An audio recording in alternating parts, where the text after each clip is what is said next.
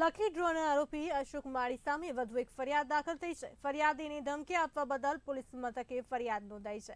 અશોક માળી વિરુદ્ધ આગથળા પોલીસ સ્ટેશને ફરિયાદ નોંધાઈ છે। લકી ડ્રોના વિરુદ્ધમાં અવાજ ઉઠાવનાર ભરત દવેને ધમકી આપી હતી। ભરત દવેની ઓફિસે જઈને અશોક માળીએ ધમકી આપી હતી। પોલીસે ફરિયાદ નોંધી આગળની કાર્યવાહી હાથ ધરી છે।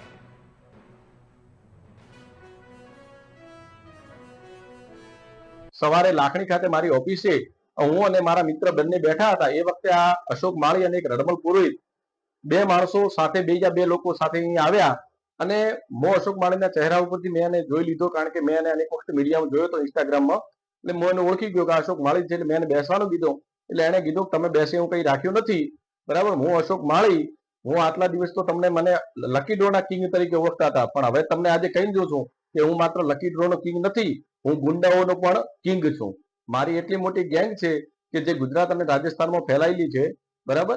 એટલે તમે મારા વિરુદ્ધમાં ફરિયાદ કરીને મોટી ભૂલ કરી છે, પરંતુ મારા લકી ડ્રો તો બંધ થયા, મને 80 લાખ રૂપિયાનું નુકસાન કર્યું, પરંતુ તમે જે પ્રકારે મારો વિરોધ કર્યો છે ને, એ વિરોધ હવે તમને ખબર પડશે કે અશોક માળી કોણ હતો।